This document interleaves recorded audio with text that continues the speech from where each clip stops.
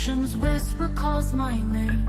Depth and longing in my soul, seeking more than just this game. Waves crash softly at my feet, echoes in my heart so deep. Eyes on horizon far and true, longing for a love so steep. Deep calls to deep inside of me, where the sky meets endless sea. Heartbeats blend with ocean's roar, seeking depth I can't ignore.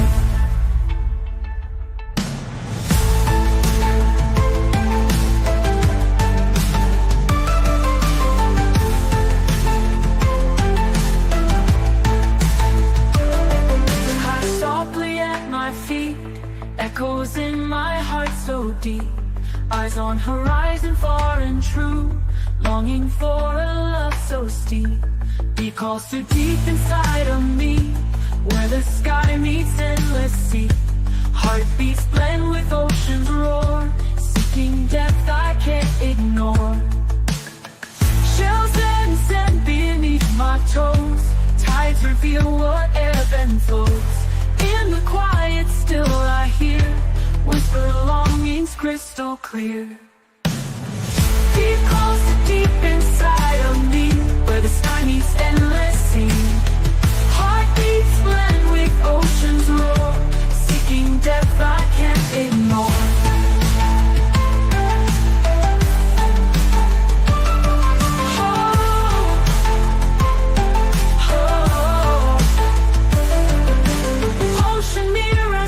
Desire, burning with a holy fire. Depth of love beyond all dreams, in the vastness it redeems.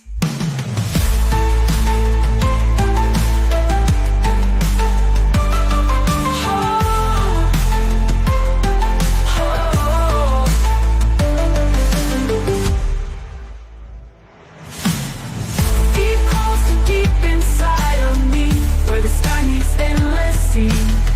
Heartbeats blend with ocean's roar, seeking depth I can't ignore.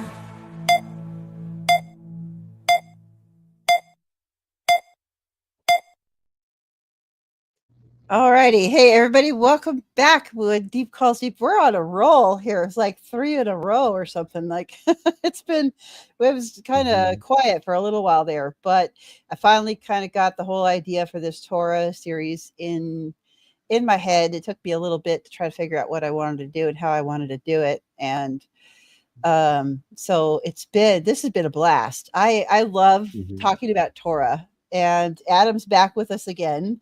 So it's been so much fun having Adam around, because we both love this Old Testament stuff. We love Torah, and the funnest part is because we have different specialties in different areas of emphasis. So Adam gets to talk about, he's much more versed in the technicalities of some of the ancient Near East cultures, and definitely more into the languages than I am. I got Hebrew, and I tolerate Greek. That's kind of a running joke with some of my other friends. They give me a hard time about the Greek, but it is so. But I do a lot more of the canonical narrative, intertextuality kinds of stuff than Adam does. So together, it really makes it fun, because we get to look at different aspects, and he pulls out stuff that I miss, and so it's just been a lot of fun having Adam around. So yeah. So for anyone who's new, Adam, why don't you tell everybody who you are, where they can find you, and what we're going to talk about tonight. Yeah. I run a YouTube channel, a small YouTube channel called Linguisamo. If you know, I'm not sure if you can pull it up, but it's got the logo of the Second Temple. If you're curious, that's how to find me, Linguisamo. I got my first master's degree from Liberty University in Biblical Studies, and I am currently pursuing my second master's in Old Testament at Biola University, or Talbot Seminary. So that's me in a nutshell. It's getting hot in Florida. If you want to know, April, so the temperatures are going to rise and rise and rise and rise, and we won't see any cold until November. So that's me in a nutshell. That's why Oregon is nice. It's not too hot yet. We only get really, really hot in like mid-July to the end of about August. And for us, Yeah, really warm is like 90. So and yeah, it's like a drier heat. We don't get the really wet southern sticky heat that, yeah. Oh, it makes you all yuck. So step outside, you start sweating. As soon as you walk outside, you start sweating. exactly. Yes, I used to live in Illinois for a while. We had that kind of heat there. It was horrible. So I was like, anywhere I move in the future is like no humidity. That's just not a thing that I do. I don't do that. Right. So, well, tonight we are going to talk about some stuff that could get a little bit controversial or spicy. We are talking about the ethics that are happening in Torah. And what do we mean by that? First of all, I want to just kind of talk about a little bit what we say when we mean that, because that gets into some of the practical application of some of the guiding principles, I think, in Torah. And does it have anything to do with us? And so we're going to talk about three main areas tonight. And then next time we're going to talk about should we follow Torah? So that's going to they're going to kind of build a little bit on each other. But today we're going to talk about slavery because it's in the Old Testament, it's in Torah. And we're going to talk about does the Old Testament hate women? And we're going to talk about some of the sexual ethics like polygamy. Is that allowed? And there's some other a couple other things we might touch on if we get to them, but those are the three I really kind of want to talk about because we'll go into them as we get there. But I think that because those can be something that is really hard for people to get their heads around because our modern context is so different. And going back to what we've been talking about the last few episodes, when everything outside of the 10 commandments is if then scenarios that are instructions and not hard and fast rules, what does that mean for some of these other topics? So we're going to kind of really dig into those. So Adam, just like what are your thoughts initially when I was like, hey, let's talk about the ethics and let's talk about these three topics? I was actually excited, believe it or not. I wanted to delve into that, I think, immediately, but we kind of decided to hold off on it. I particularly like the subject of I put out a video on my channel on the topic of slavery and my views of it already. Um, and honestly, as far as women are concerned in the Old Testament, it's another topic I've really been fascinated about when you compare it with other ancient Near Eastern civilizations, Babylon, Egypt, etc. And it's radically different in the Old Testament. So uh, Mhm. and then ethics is overall, I really am really into it, especially when you put it against the ancient Near Eastern backdrop and how it differs from the other different cultures. So on the whole, I was really happy we get to talk about it. Glad to be here to talk about it tonight. Should be a riot. It should be. And definitely, if you guys have questions, make sure you use the @ and tag me because I don't. I'm really bad about looking at the chat, honestly. I mean, I love that you're all here, and it's really fun to see so many friends here.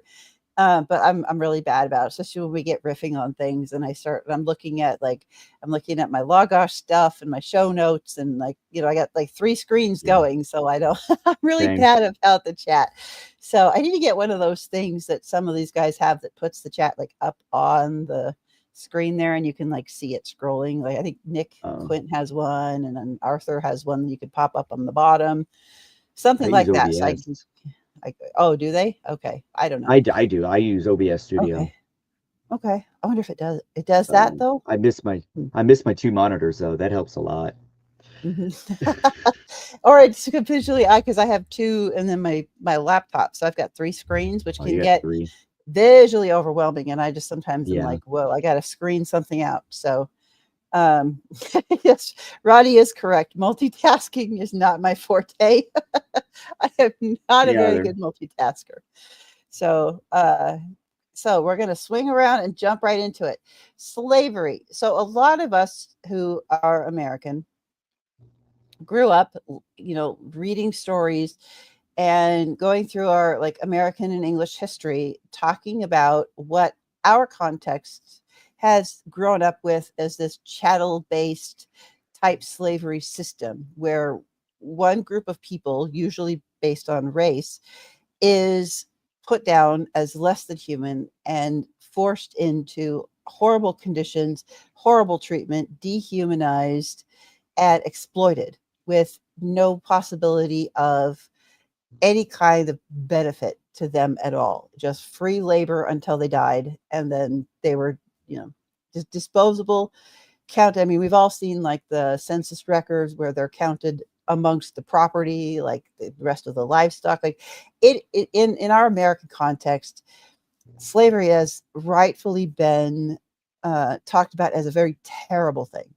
So there is, there is no benefit to the American and English system of that form of slavery. So first of all, Adam, let's talk a little bit about how different that is in the ancient world. And I want to go back, way back into, Egypt and Babylon, and go way back there before we're going to barely touch the New Testament because it's a little different there as well. But I want to go way, way back and take a look at how that works. And then we'll get into the what's actually in Torah, because there are restrictions placed on it in Torah as well. But first, Adam, give us kind of lay of the land, ancient Near East, everybody's around Israel and before Israel, in like in Egypt. What does slavery look like in the ancient world? Usually, slavery came, usually when people were enslaved, it was either a debt, so they owed someone something. They either fell into debt or they owed someone something, so they sold themselves into slavery. That's one aspect that we call that debt slavery. Nothing new there. So we call that debt slavery. We find that in the Old Testament. We find that throughout ancient Mesopotamia, and we find that in Egypt. A little different, though, is at least in the Old Testament, that doesn't really exist. Well, actually, it does exist in ancient Mesopotamia. Oh, that was the cat. Sorry. So, there are some differences, especially with the debt slavery. I think it's work for 6 years and then you're free the 7th year. In the Exodus, beginning in Exodus 21, actually, that's how it starts in Exodus 21. In Mesopotamia, it operates a little differently, although it works on a similar process or in a similar way. You work for an odd amount, a specific amount of years, and then you're free. Debt slavery, that way. Usually it involves the loss of property, and then they have to work to get that back, or I'm sorry, a near loss of property, and then they sell themselves into slavery to get that property back, so it's not lost, because you had this operation of it was clan life back in the day. So you had these clans and families, and then the jobs were inherited through the father through the sons. So if the property or the business went south, there was this stipulation, this law that could, or this instruction that could save the property, save the estate or whatever through selling oneself into property. You could also sell your son or daughter. It says daughter in the Old Testament, but you could have sold your son also into debt slavery. It wasn't just reserved for daughters as well. I think that's something that's less seldom talked about as well. But in the ancient Near East, it operated more or less the same way as far as debt slavery is concerned. And there really weren't any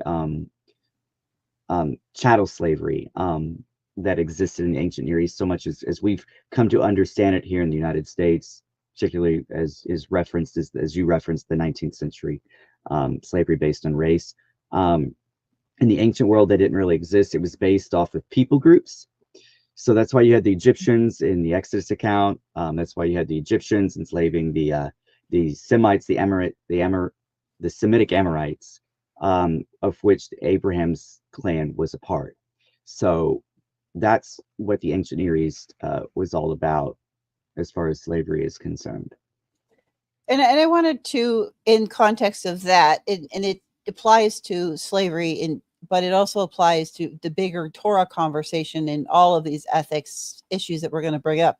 There's a few things that I just want to kind of point out really quickly, because there are some things that Torah was not ever meant to do.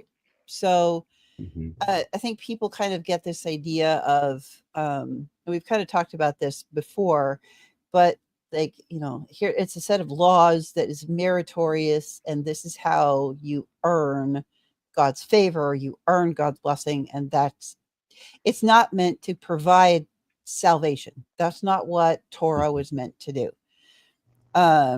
It's meant to be a instead of that, we need to think about it like this is a metric of health. It's a metric of health of your relationship to Yahweh. It's a metric of health of your relationship to those in community. It's a metric of communal health, of communal life, of communal existence. So there's very much an interdependent nature to it. And it is that. So, and it's also not meant to gain moral knowledge. And that's going to sound weird to some people, but that's not what Torah was meant to do. Torah, most of it, if you think about, go back with our conversation about the if then, because most of those, there's 613 instructions in Torah. 10 of them are thou shalt nots. The other 103 are if then scenarios. So it's kind of, you think about it like, these are also addressing the worst case scenario in what people are going to do to each other. So we got to think about this. Isn't like moral knowledge that you can sit down, and we're not some kind of like Buddhist enlightenment group where we sit around and contemplate these if then scenarios and just come up with this great moral enlightenment. No, this is we think about this as, here's the 10 things you're not supposed to or supposed to do. How do we do those? And this is a bunch of if then worst case scenarios, because God's like, I know you're not going to do these 10 things. And here is how we minimize the damage that we do to each other. So with that context, we're going to go back into slavery here. So, slavery in the ancient world, for most types of slavery that we see in the Old Testament anyway, because that's what we're talking about here, that it was not a permanent state, especially for people who if that's your nation, your clan, your tribe, slavery wasn't a permanent condition. This was something where, like you said, it was to work off a debt or to buy back, because you couldn't confiscate someone's land or property because it belonged to the whole clan, and that would take away their livelihood and endanger their life, which was prohibited in Torah. And so you couldn't do something that would endanger someone's livelihood, because that would be a risk to and it would be to the detriment of the community. And there's a whole bunch of things in there about returning things at the end of 7 years. So the economy was supposed to have 7-year resets where property would be returned and slaves were to be set free. And you could, and Adam, I would love to hear your thoughts on this, because this one's always intrigued me. Slaves could always choose to stay permanently. Yes. There was a way and an avenue if because the treatment of people who were your slaves was dictated to where life and dignity were preserved. If it was a good relationship and things were going well and your household was prospering, there were many scenarios in the ancient world where your life in a good home was much better than being. So you would see it a lot with widows or orphans or people who are economically disadvantaged. You were better off in a scenario where you were, what the word is slave there, but it again, not in our context. You were better off as a permanent servant in the house than you were starving on the street. So talk about that a Yeah. little bit, Adam. So yeah, there are verses in Exodus and Leviticus. I think it's in both. I think it's in the Covenant Code and the Holiness Code. Not so much the Holiness Code, but in the book of Leviticus, that describe the those who sold themselves into slavery to pay off a debt were considered part of the family themselves. You're supposed to feed them. You're supposed to clothe them.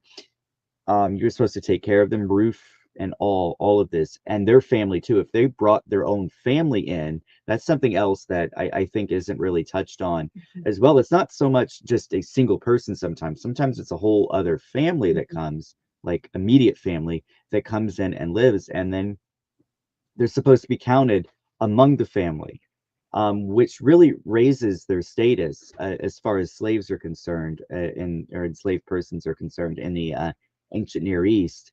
Um, that's something that's rather absent in Mesopotamia. Mhm. So you could also go back and say, hey, this is also part of hospitality. This is how we're supposed to be hospitable, even with, as you know, in scripture, it also mentions the sojourners um, as well, that they're supposed to be hospitable. So when these families come in, they're counted among, yeah, they're counted among the property, but they're also supposed to be treated as family as well. And I Mhm. think that's an important aspect, is that we're supposed to treat them as humans. You mentioned earlier that in the 19th century America that they were dehumanized, they were chattel slaves, and it's virtually absent in Torah and in the instructions all throughout. You may get some passages like Leviticus 25 verse 40, um, 43 all the way down to Yeah. 46 that mentions about buying and selling slaves and stuff, but that's quite another topic. I'm not saying, I'm not going to avoid that or anything or ignore it, but yeah, that's there, and that's an issue we've got to address as well. But on the whole, it was more indebted slaves, and it was more these people, whether it was a single person, whether it was a family, these people were to be treated as families, especially when a family sold off a daughter or son. Again, they were supposed to be treated as families. And it's interesting here as well with the marriage. I think I might be getting a bit off topic, but That's with the okay. marriage thing, with the marriage thing, when you're supposed to provide a daughter for marriage, and then there's the dowry exchange of the dowry and everything.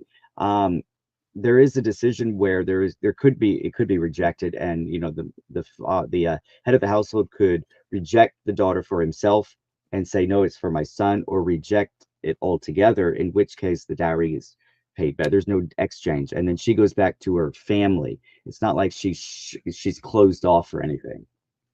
Mhm. So, just again, it's more of aspect. You see Mhm. hospitality littered throughout. So, Right. And we see a lot of characters in the Old Testament that I think people may be a little bit surprised were these kind of slavery situations. So, mm, Abraham, it talks about, servants in his household. You've got the whole, we'll get into, when we get into polygamy, we'll get into Hagar and that whole debacle.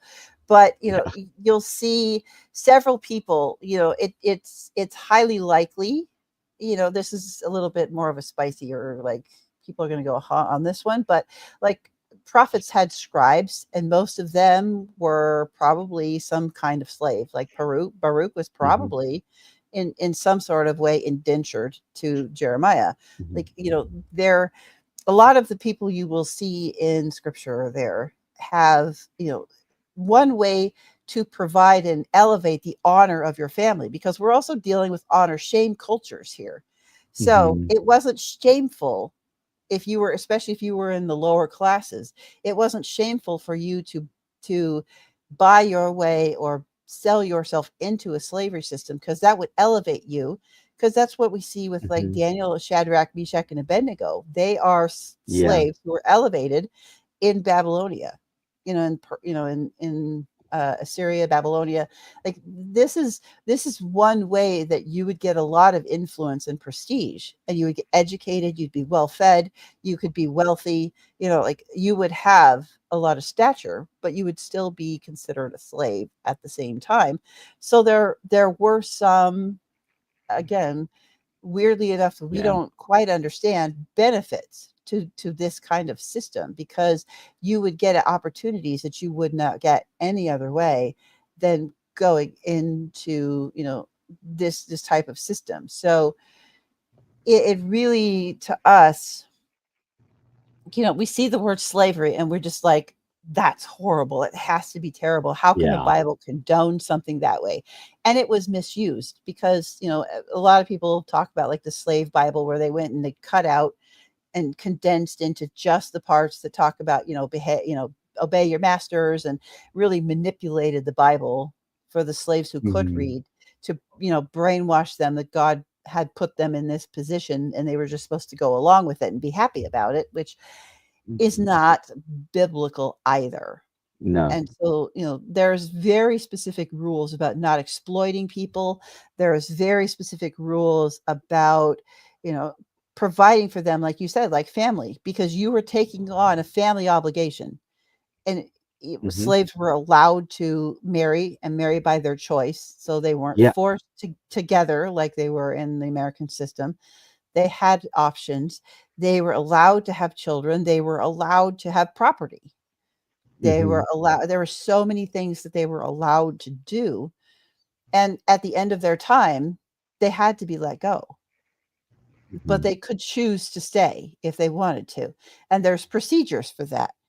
There And were, and they were not allowed. So if you were an Israelite before the exile, let's say, because that's really kind of the time period we're focusing on, you were not allowed to forcibly enslave someone who was a fellow Israelite. yes. North and South Kingdom. That was prohibited by Torah. And if you had, those were slaves who had to volunteer or buy in or sign up to redeem property or redeem a family member or something like that. And so my train of thought just derailed there. So, No okay. worries. So yeah, it's been a very interesting week. So yeah, Adam, so let's kind of, I want to tease that out just a little bit more. And this concept where there's also protections where you could take, there are sections in there when they're talking about like Joshua and Judges, and they're going in and cleaning out the promised land. And there's rules for, you can take slaves, although there's places, that's not the design and not what God wants to do, because they're supposed to bring in the nations. And that's not the best way to do that. But No. if they're going to, here are the rules. So, you were allowed to have slaves, but again, they were afforded the same protections. Once they were brought into your house as a slave, it didn't matter if you were Israelite or not. You were allowed the same protections, as far as I read that. So am I getting that correct? And how radically different is that from what's going on around them? Absolutely. No, you're right. One thing I found out through Dr. Imes was that with the foreigners, like in the book of Joshua, we come across them warring. You see the conquest happening in the book of Joshua. They're conquering this territory, that territory, this territory, and then they're taking in enslaved persons. And then there are rights to allow some of these who, especially the women, because they lost their husband, their children, and they're allowed. I think Joshua mentions that you have to at least, and I stress at least a month. It says a month, but I stress that it has to at least be a month. But if I'm not mistaken, it's at the discretion of her. So it could be more than a month. I would imagine it's more than a month.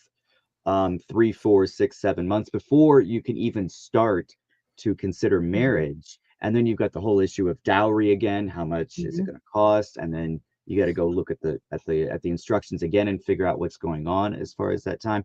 Something that Dr. Imes pointed out was that these guys had the foreigners, after they conquered these territories, these foreigners who were, well, I could say foreigners because they're foreign to the incoming Israelites, they had no take or in the possession in the promises.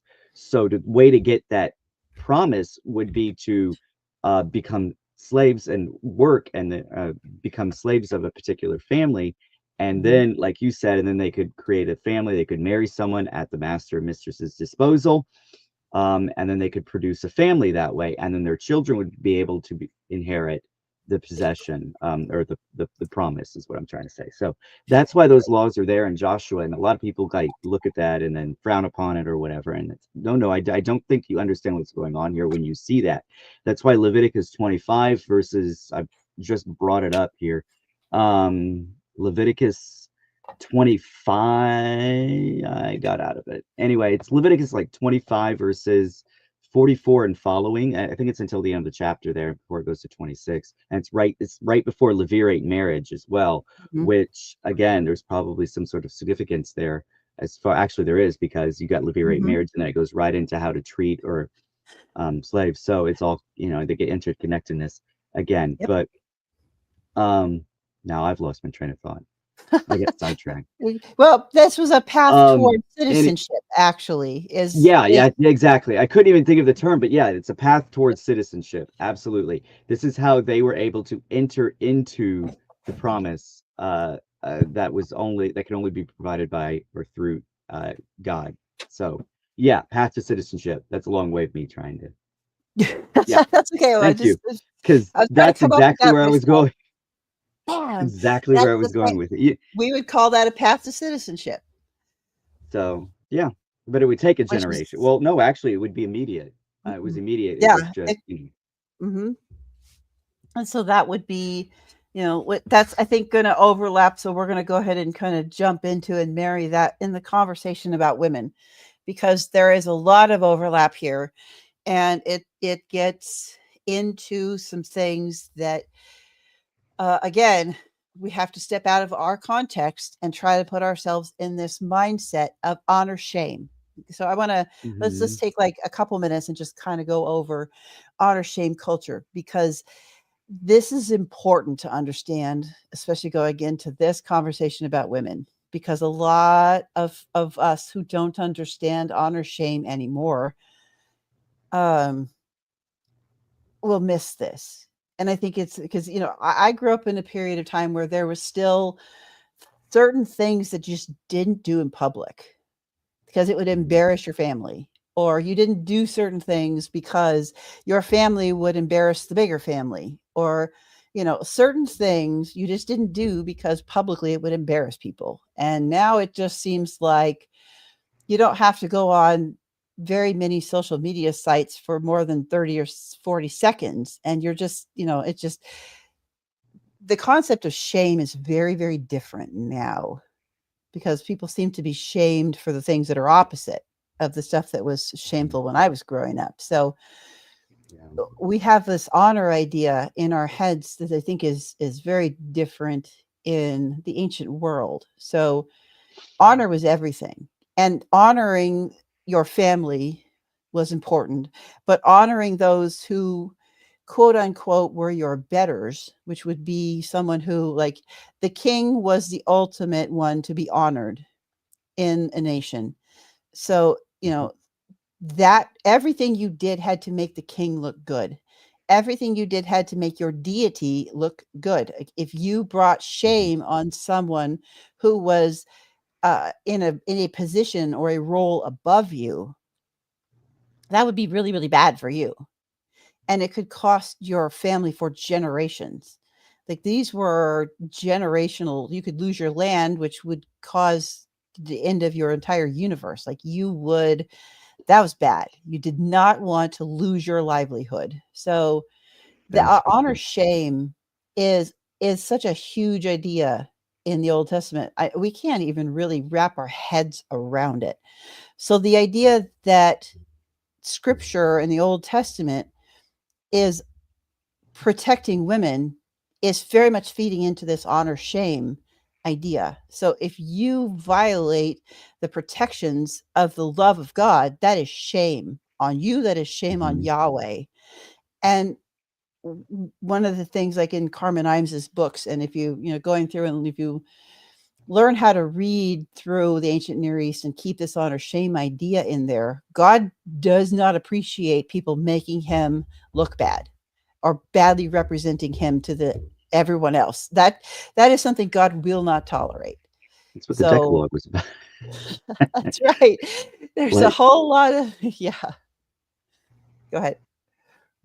It No, that just was it. That was what I was going to say, was that okay. that's exactly what the Yeah, 10 Commandments were. It's like, hey, this is how right. you bring honor to me, even though you can't really uphold it, but that's another story.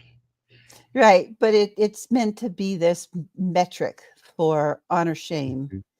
And so it's with that in mind, we're going to dive into this. So the slavery is a good place to make that jump because as someone who, if you are having a debt issue and you need to sell a child into slavery um, for a period of time as to work that debt off, or as you're running around in this war-based culture, which we also don't have a context for, Mhm. this concept of seasons of war and how, at any moment, especially during war season, your entire village or clan or tribe could be attacked and wiped out.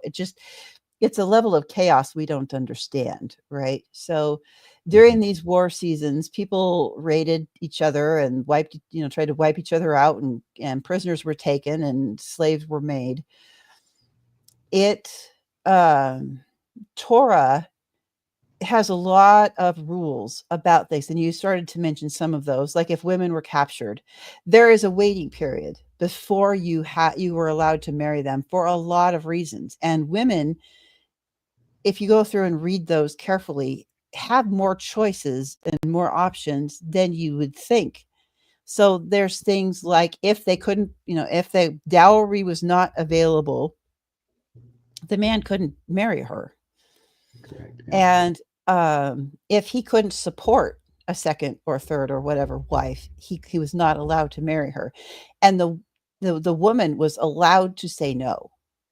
Hmm. And Yeah, the woman it and this her family were, also yeah. and this also applies to situations of women being violated. And there's certain words we can't say on YouTube, so I don't want to go Unfortunately, yeah. into Judges that word. 18 for one. Right. Yeah, exactly. So if something like that were to happen, and people get hung up on that is, if somebody heard them scream or not, or like that wasn't as much of the issue as the fact that you know the woman had and family had the right to say no, and Hmm.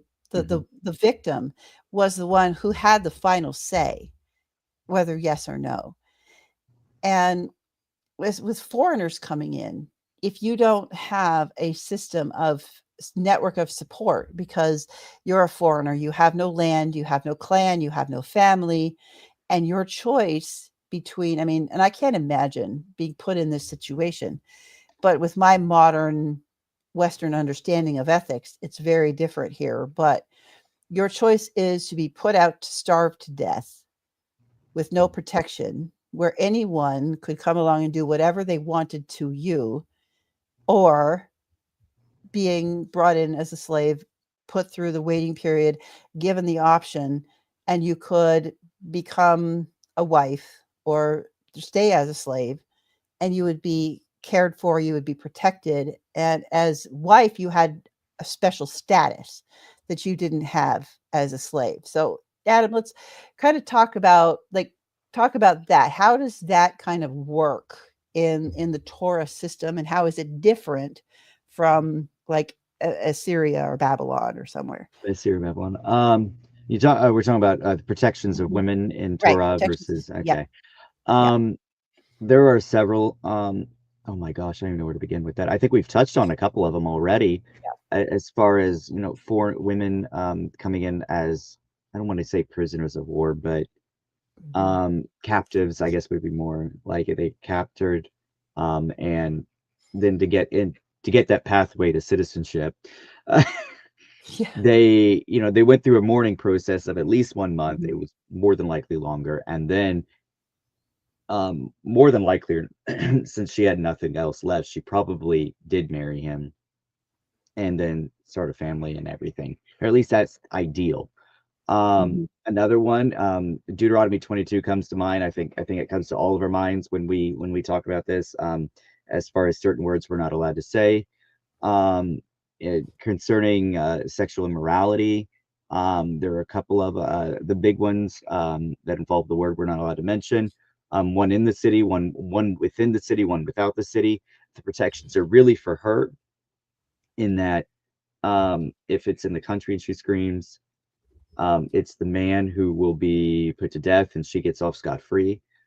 Um, the false understanding of a shotgun wedding, it really Mhm, wasn't a shotgun wedding, and again, they weren't forced to marry. Her family could have said no, his family could have said no, but mhm, like it would have brought shame and dishonor on God as well to connect that back to this guilt and honor culture that they had. Um, so you had that. Then, as far as marriage itself, again, it wasn't like, oh no, I want her and that's final. No, that's not how that happened. It would be there was a process. She could say no. So the protections in Torah are certainly out to all that to say that when we compare it to the ancient Near East, um, it really wasn't there.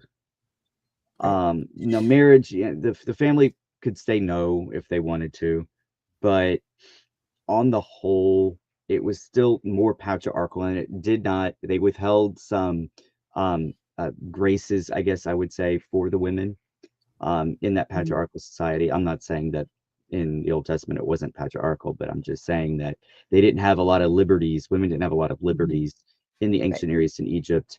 Actually, in Egypt, they had more than Mesopotamia because the women could divorce. In Mhm, Egypt, that's just one. right. Whereas they didn't have that right in Mesopotamia, if I'm not mistaken. So Mm-mm. Not as far as I know.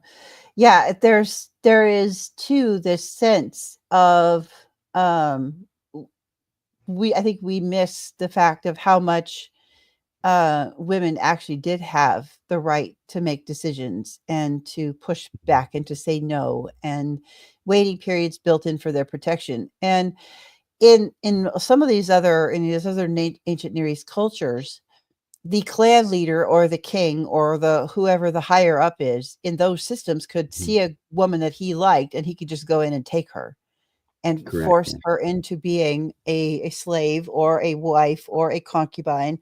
And that was also forbidden by Torah, it which was. makes the story of David and Bathsheba even more shocking, because that was so many Torah violations. There's only almost Yeah. as many Torah violations as there is Torah restrictions, like, or instructions there Mhm. in David's whole thing. Because there was just, the king wasn't supposed to do that. The king was not supposed to violate a family that way. That brought a lot of shame on a lot of people in that scenario. And then Mhm. committing murder to cover it up. And like it Yeah. just there's so many shocking violations of Torah in that. And I've heard Sh She should have been um, executed she should have been, which is another according to the law. Torah violation that was going on in that whole scenario there as well. Yeah.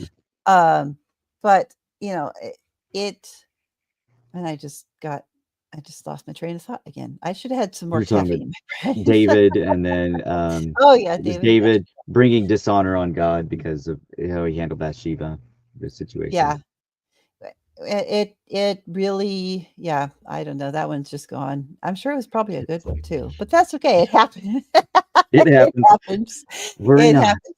happens. Yeah, it's, I was go ahead. I Well, was I going to bring try up to recover Proverbs that. 31. I was going to Mhm, bring up Proverbs 31, mhm. like Oh, it's about the ideal wife, right. how she goes to buys the property, considers buying or selling stuff. So it's a lot Mhm. of freedom there for women in Torah. So There is, and that okay, so I cringe when I I know hear that. I don't go to I don't go to that too much, I but know.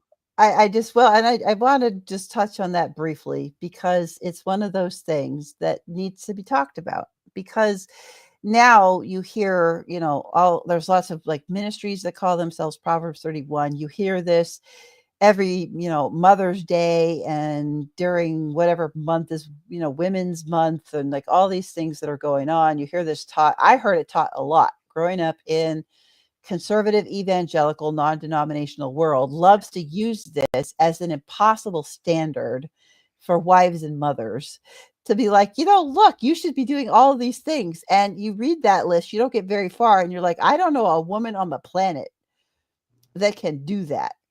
can do And it.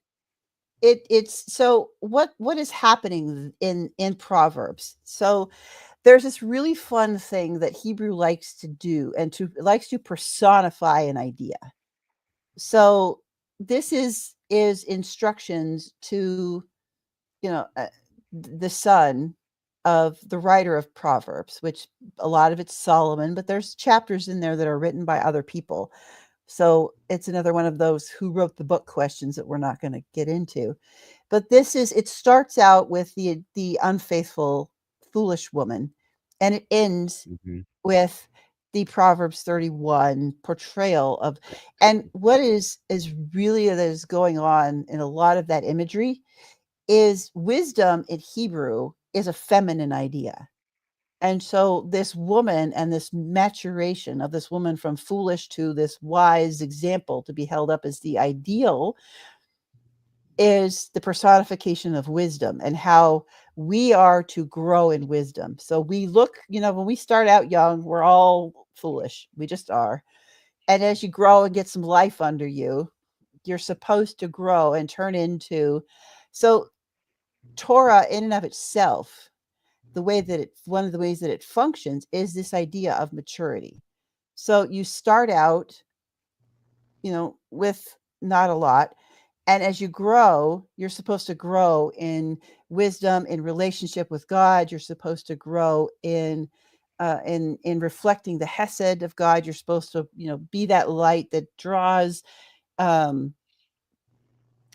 other people to Yahweh. So it is in and of itself supposed to be a gaining, maturing process, which is what is happening in Proverbs.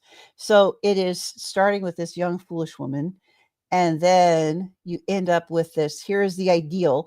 And Torah sets up an ideal for us to shoot for. It's not meant to be an impossible standard we are required to meet.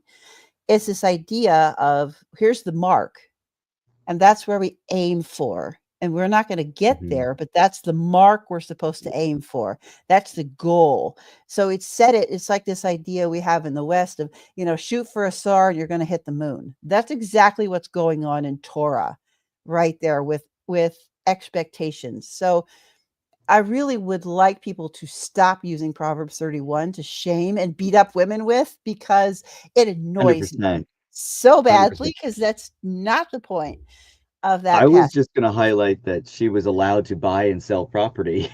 That was Right. it. But you're absolutely Well, right. I'm and tired of it too. yeah. And we'll probably go through the whole spiel next month anyway. Yeah, and she's got, she owns her own business, and she's like doing all these crazy things and raising kids. I mean, it's like, but it is something that is supposed to be this picture of maturity that all of us, men and women, are supposed to shoot for. And it gives foolish young men things to look for in the potential wife that could mature into a good spouse at some point. So you're both supposed to be growing towards this high standard. And that's very honor shame. So we start out shameful because we're young and stupid, and we grow in maturity into this standard of honor that is elevated. Because another fun thing that Hebrew likes to do is take a collection of things and then pull out one thing and go, this is the thing above all the things. Shoot for this. So that's kind of what's going on there. And I wanted to jump back. There was a question that came up here that I wanted to do also. So Deborah wanted to know, why do you think God chose women prophets? So this is a little bit of a kind of a complicated question, but one of the things that we see. Okay, so first of all, Adam, let's address this kind of half truth that you hear floating around, that when there is a complete failure of men, God elevates women to fill in the gap. Then that, I think, is half a true at best. There is that's a half truth. Some validity to that. However, sometimes one of the other things that the Hebrew mind likes to do is to break patterns to emphasize a point. So when you see women elevated like Deborah, it's because God is really trying to get people's attention. And how is he going to do that in an honor shame culture? I'm going to shame the men by raising up the women. So Correct. Yeah. it's like a shock value of, hang on, pay attention, something very out of pattern is happening. So, well, yeah, what are your thoughts on that, Adam? No, I think you hit the nail on the head with it. I think it was a half truth, and that he's using it for shock value. It's not to say that he could have always raised up women anyway, and he did. Mhm, Deborah, the prophetess Deborah, is a great example. I think you were alluding to Deborah there. mhm. You had Miriam, Moses' sister, was raised up, and that wasn't really for shock value or anything, but she was just God chose her. Not just because the men weren't doing anything; it was because He Right. chose her. Mhm. Uh, so Right. those are two examples, two different examples of God using women. Um, Throughout the rest of the Old Testament, though, as far as prophets are concerned, are usually kind of men. You got Isaiah, Ezekiel, the 12 other prophets, etc. They're all men. Um, God used Lemuel in the Mhm. is it Proverbs, I think, in Proverbs, and Well, some of the Proverbs were written by mhm, women. mhm. Lemuel's wife wrote some, or I'm confused my names right now, so I didn't expect to be talking about Sorry. Lemuel. So bear with me Right. here, but there are some proverbs that were written by women themselves. They just aren't Right. attributed a name to. I think one was Lemuel's wife, as Mhm. far as women were concerned. So he Right. does use women throughout the Old Testament, and he uses. We were going to touch on, it, but the New Testament, obviously he uses women Mhm. as well. After he upturns all of society, Jesus Right. upturns all of society. But anyway, that's so. But Yeah. it's a repeat pattern of Torah, because Torah upsets the ancient world with all the protections that it Hmm. builds in for everyone, preserving life Yep. and honoring Yahweh. And then it happens again in the New Testament. It needs a shake up again. And so Christ comes and upsets the cart once again. So it's a pattern. But Yeah. and And I the also message. want to Yeah. just say this too. There is a lot of arguing from silence here, because we do know that there were priestly roles for women in the temple Hmm. and in the tabernacle. Women had roles. So there is no example of a woman high priest. And I think it's Hmm. really, really interesting where there's a couple places in Leviticus where it specifically says that the male priests are allowed to eat this food. And Hebrew loves to do this thing where it's specific for a reason.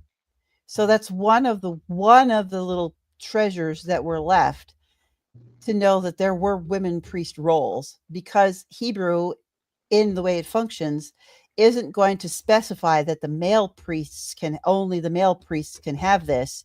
If there's only male priests, that doesn't make sense. And so Hebrew doesn't Hmm. do things that don't make sense that way. So that's one of those little Correct. nuggets Yeah. of clues. So, and the prophets, it's the same thing. We know there's prophetesses. We just don't have them pulled out in the way that we see the major players, because that's, God is God, and he's going to elevate the ones he's going to elevate. And but all of them, I think one of the things that we see is God preserves and honors all life, and all of us are created in the image of God. So God honors people, and Yeah. everyone has their spot, has their role. And they people are only named and pulled out because they are, for whatever reason, their role in that point in time is an exception. Hmm. And to say that no one else, because of the major prophets and the minor prophets are all men, that there were no female prophets, it's just they were not called into that exceptional of a role, but their impact was still going to be big Yeah. on the And to everyday level. piggyback and to piggyback on the roles of women in the priesthood, Eve was a good example too, because, or at least that's what the the goal that God had in mind was for both men and women to serve in that role, in the role of priest. And we see that beginning in Genesis. So Eve was just as important as Adam was in the role of the Mhm. priesthood. So And it's hard to argue that there were no women priests when God created the role of priest and priesthood from creation. I mean, that's Hmm. what men and women were created into. Were created, yeah. Caretakers, those were the roles of priest and priestess. So if you want to try to argue that God didn't have priestesses, you've got a problem with Genesis 2, which, Yeah. as at the beginning of Genesis, and that steers the whole ship. Genesis 1 through 3 steers the entire narrative of the story right to Jesus. So if you Yeah. can try to make that argument if you want, but it's not going to Not gonna. get you very far. So No. it is a lot more. I don't like the term because I think they're loaded terms of complementarian and egalitarian. I think they're bad Yeah. framework. I think we are created to work together in concert, and that those together we see pairs that complement each other. And so, and I don't want to get off on this too much, but the Old Testament does not hate women. It does not No. repress women. Um, it does not enslave women. It doesn't dehumanize women. It does actually the opposite. And so that is, oh, sorry, I got distracted by, so I will send, Hannah, I'll send you some stuff, Facebook Messenger later, about where you can find some more of this kind of stuff. I don't have it all pulled up right now exactly.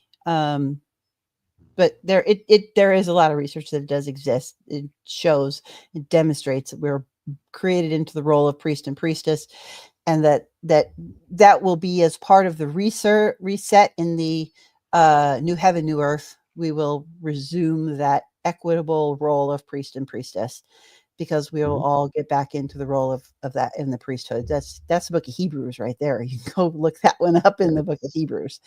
So, but anyway, so then I think I want to jump into, if anybody has any questions about the women thing real quick before we transition into the third one, then we can go ahead and hit those. But and remind me, because my brain just got derailed again. We were going to do slavery, women, and Yep. what was the third one? I can't, my brain is so Hold fried on. today. I'll bring it up. Uh, oh my goodness. Polygamy. Oh, polygamy. Yeah, I want to specifically address polygamy. Thank you. I specifically wanted to take a minute to address polygamy, because we see this growing thing with a lot of young 30-something enthusiastic, new crop of reformed, fellows. And I think there's a lot of cultural reaction in this as well. Yep. But you will see them saying that polygamy should be allowed and is a thing and should be practiced, because it's not forbidden in the Old Testament. You cannot point to a verse that says don't engage in polygamy, that polygamy is banned or anything like that. And this really makes me roll my eyes really hard and sigh really loud and shake my head. And why is that, Adam?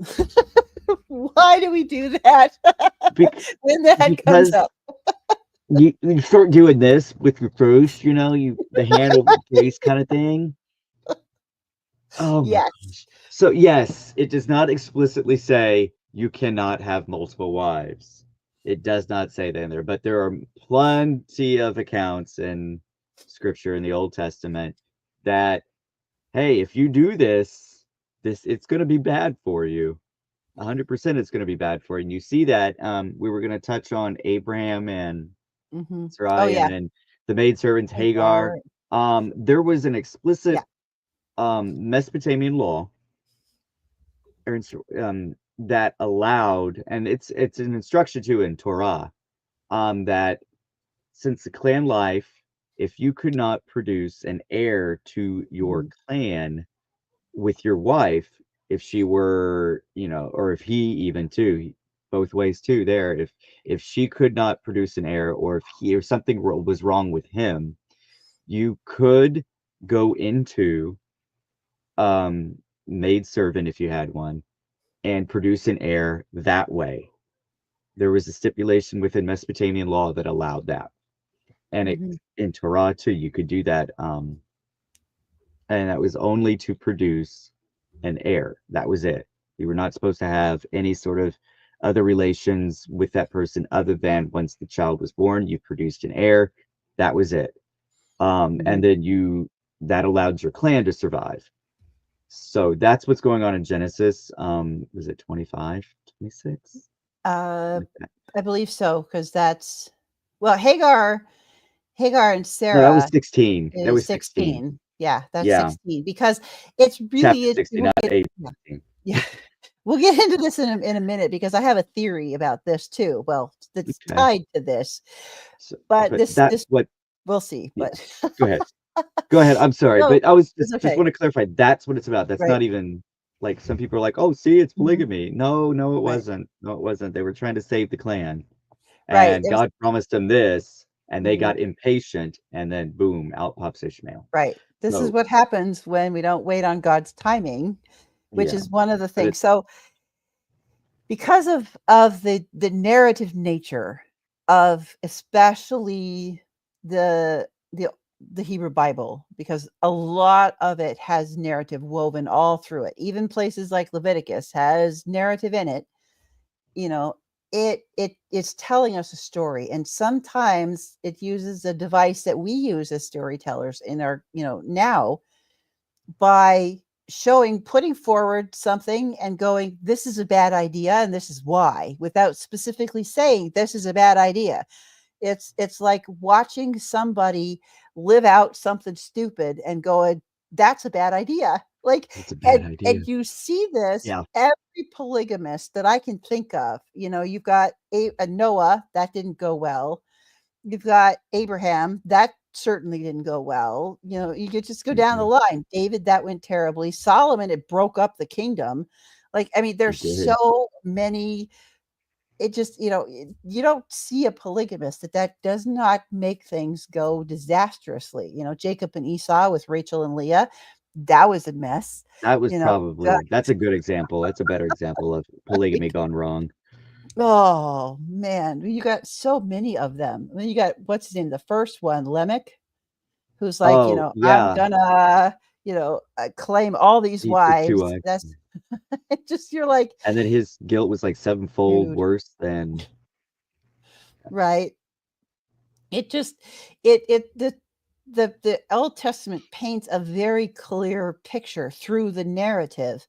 Polygamy is not going to go well for you, because you just see their lives get sidetracked and disaster happens and jealousy and just all kinds of, this is not an example we should live to, like, taking that same logic, Adam. So if we're going to take the same logic that these young enthusiastic guys are using to say, hey, it's in the Old Testament, it's not prohibited, we can do polygamy, this is a great idea. There are several other things in life that aren't specifically prohibited in the Old Testament that are probably not a very good idea.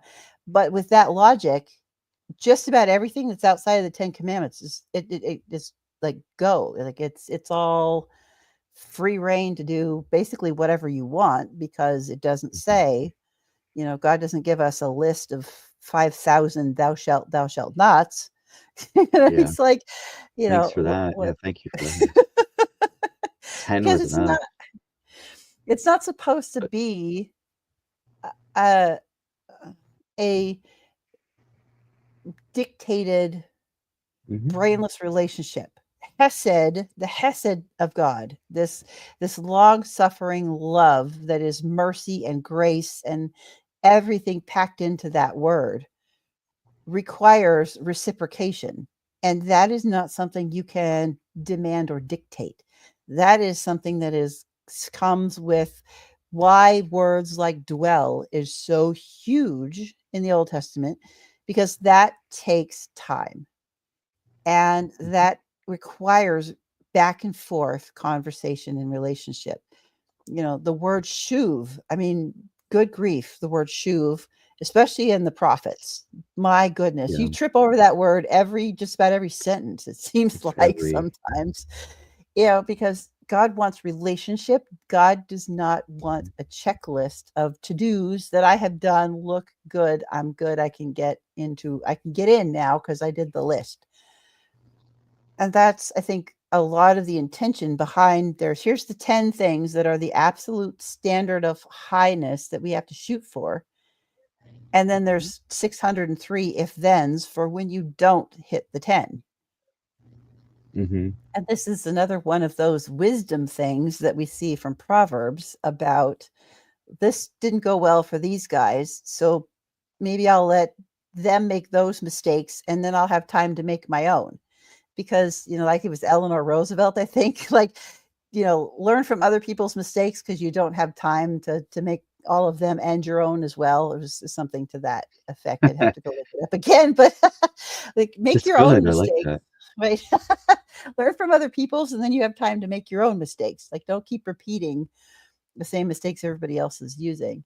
So yeah, Adam, we have some collective wisdom there that guides the things that God is saying, this is outside the standard because, and this is where I think Abraham and Sarah. And so I'm going to kind of dive into my theory here. You can tell me how crazy this is, because I find it really, really interesting in the story of all of the drama that's going on with Hagar and Sarah.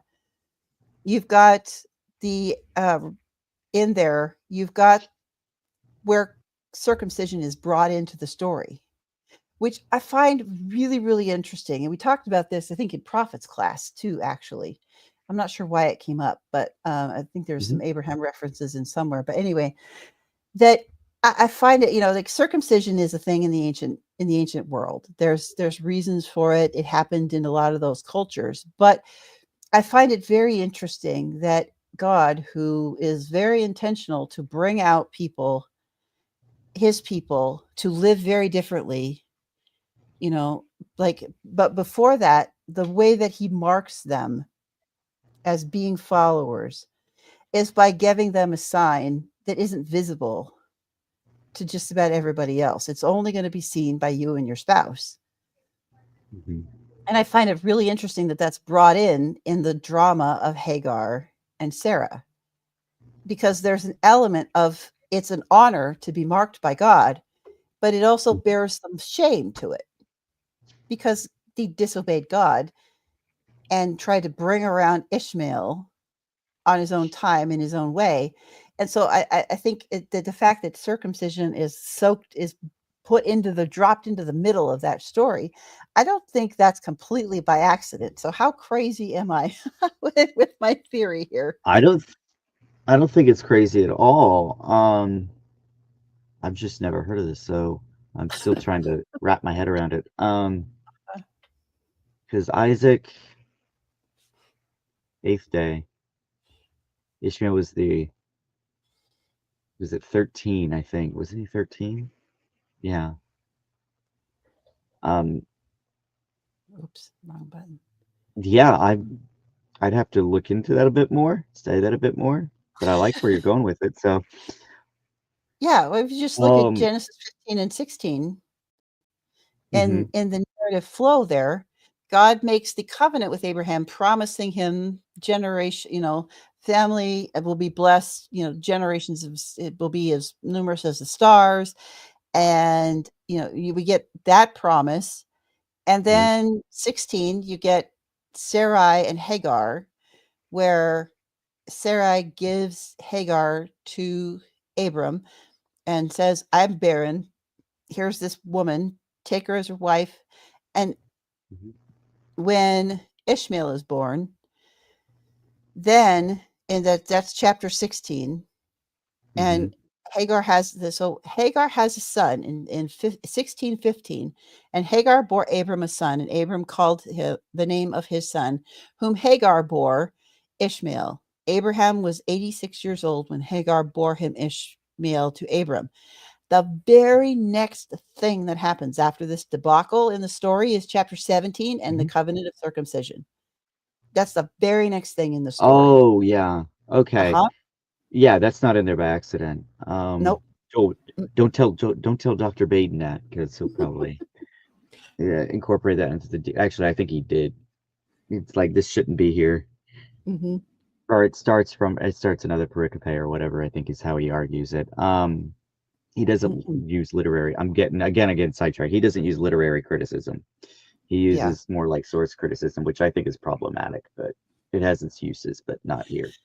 Um, Sorry, we're going over we're reviewing all that right now in class. That's what we're Mm-hmm. doing. And actually, Yeah. we're forced to read his book.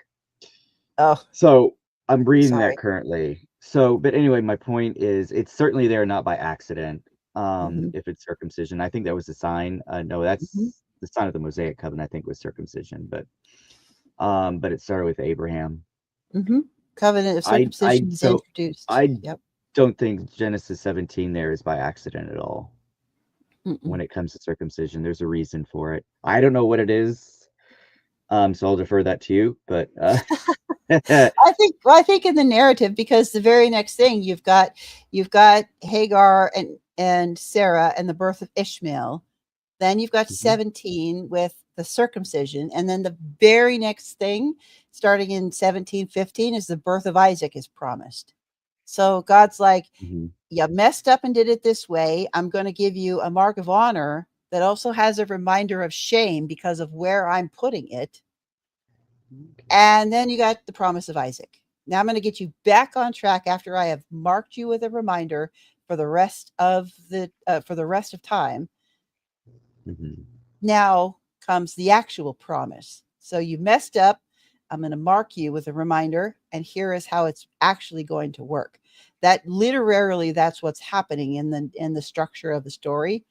So I don't Mhm. think that 17, the first 14 verses of 17, I don't think that's an accident that mark of circumcision is wedged in between Ishmael and Isaac. But that's just my theory. So Okay.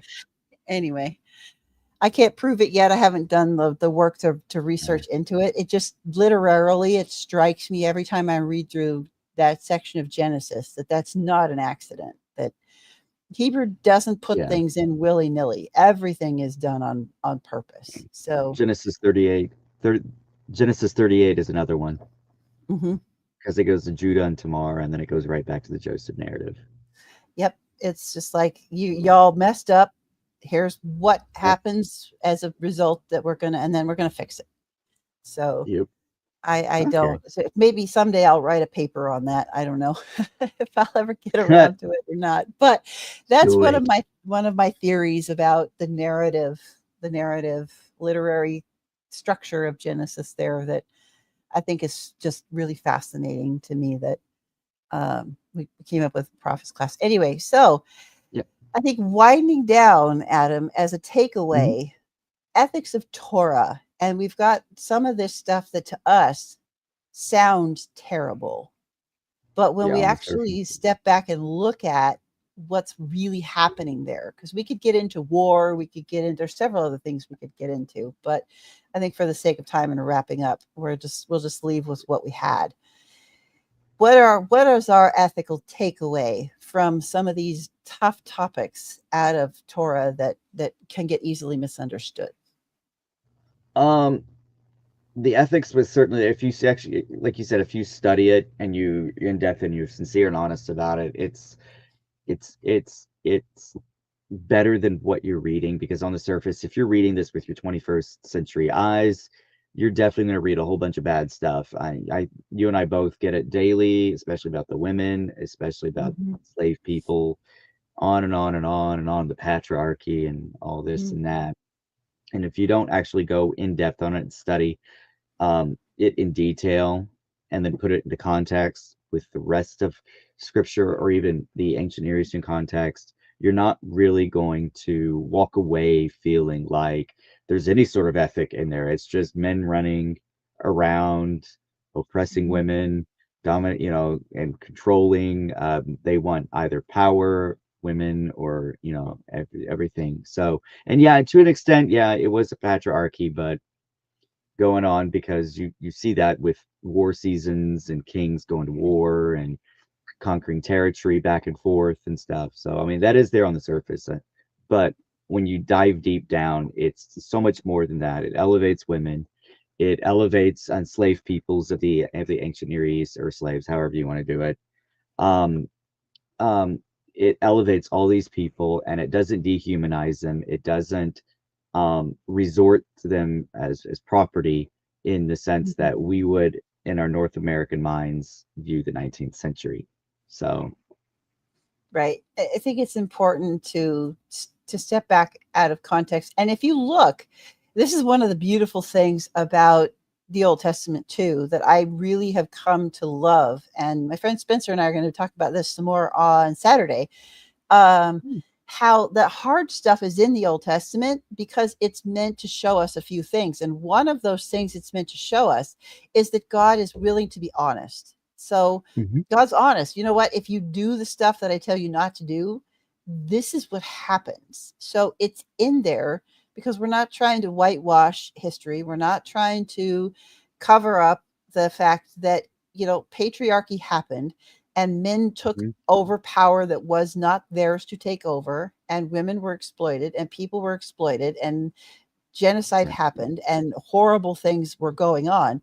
But that wasn't the standard that God wanted. And He puts it in there for us to see what happens when we are disobedient and hard hearted. So it has a purpose and a function, but it's not to condone it, it is to Right. actually pull it out and condemn it.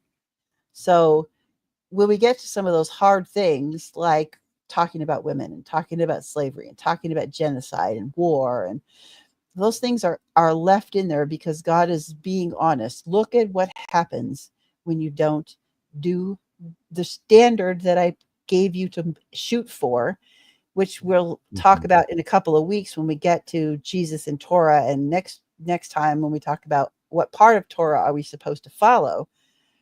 The part we're supposed to follow is the standard to set to shoot for, that we're not going to hit, but that doesn't mean we don't shoot for it, because that is sanctification, that involves holiness. mhm. That's going to have a whole lot of play in salvation when we get to Jesus and Torah, and what are we, in that section. So keep in mind that the ugly stuff is there to remind us what happens when we don't shoot for the mark of a high standard that we are supposed to be given in Torah, that God wants us to aim for. So, Mhm. all right. So, Adam, what is happening coming up on your channel here in a bit? What can we see coming out on? I love your channel, by the way. It's one of the few Oh, that I thank you. actually watch.